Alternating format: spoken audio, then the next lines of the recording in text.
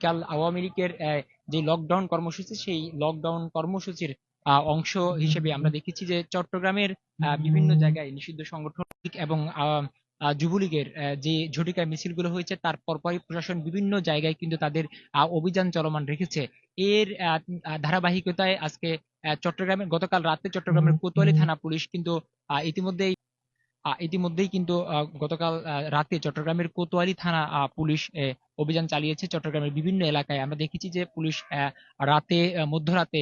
বিভিন্ন অলিতে গলিতে তারা গিয়ে তল্লাশি চালিয়েছে এবং সেখান থেকে সন্দেহভাজন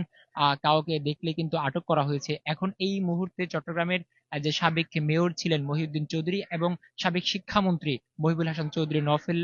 তার বাসভবনে কিন্তু পুলিশ তল্লাশি চালাচ্ছে এবং সেখান থেকে সন্দেহভাজন 7 জনকে কিন্তু আটক করেছে এবং আহ, তা- আহ, তাদেরকে তাদেরকে বিভিন্ন কারণে পুলিশ জিজ্ঞাসাবাদ করা হচ্ছে যে কেন মূলত তাদের এখানে অবস্থান। প্রাথমিক অবস্থায় পুলিশ যে এই বিষয়টি আমাদেরকে জানিয়েছেন যে এই 7 জন এখান থেকে ফুড পান্ডার কাজের সাথে জড়িত ছিল এবং তাদের যে রেস্টুরেন্ট ছিল চট্টগ্রামের কাজিরদড়ি এলাকায়, সেই রেস্টুরেন্টের খাবার এখান থেকে সাপ্লাই হতো এমনটাই তথ্য পুলিশ আমাদেরকে জানিয়েছেন। তবে তাদের সাথে ছাত্রলীগ বা যুবলীগের কোনো সম্পৃক্ততা রয়েছে কিনা এই মর্মে তাদেরকে জিজ্ঞাসাবাদ করার জন্য পুলিশ আটক করে থানায় নিয়ে যাওয়ার জন্য কিন্তু সব রকম প্রস্তুতি নিচ্ছেন। যদি আপনাকে জানিয়ে রাখি যে গত কয়েকদিন ধরেই চট্টগ্রামের বিভিন্ন গুরুত্বপূর্ণ যেই মোড়গুলো রয়েছে সেই মোড়ে মোড়ে পুলিশের তল্লাশি বা পুলিশের অবস্থান ছিল এবং যে কোনো রকমের অপচেষ্টা বা যে কোনো রকম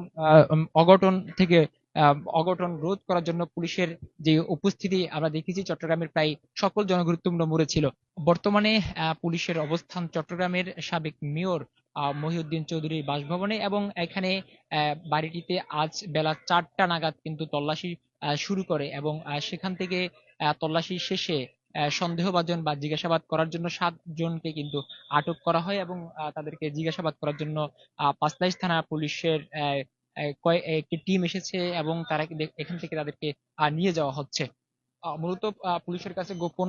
তথ্য ছিল যে বাড়িটিতে এখনো আওয়ামী লীগ এবং ছাত্রলীগের সম্পৃক্ততা, অর্থাৎ মহিউদ্দিন চৌধুরীর পরিবারের যারা ছিলেন তাদের অবস্থান ছিল, এমন একটি সংবাদের ভিত্তিতেই মূলত পুলিশ এখানে অভিযান চালায় এবং সেরকম কোনো তথ্য না মিললেও কিন্তু প্রাথমিক অবস্থায় তারা এই 3 তলা বিশিষ্ট এই বাড়িটিতে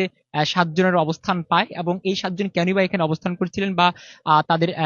সাথে এখানে সম্পর্ক কি, সবকিছু মিলাই পুলিশ জিজ্ঞাসাবাদ করার জন্য কিন্তু 7 জনকে আটক করেছে এবং পাশাপাশি এখানে পুলিশ আরো কিছু খাদ্য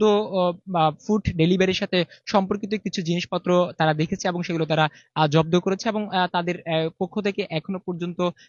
যে 7 জনকে আটক করা হয়েছে সেগুলো ছাত্রলীগ বা যুবলীগ বা আওয়ামী লীগের সাথে সম্পৃক্ত কিনা সেটি যাচাই বাছাই করার জন্য পুলিশের যে কার্যক্রম বা জিজ্ঞাসাবাদ সেগুলো এখনো চলমান রয়েছে।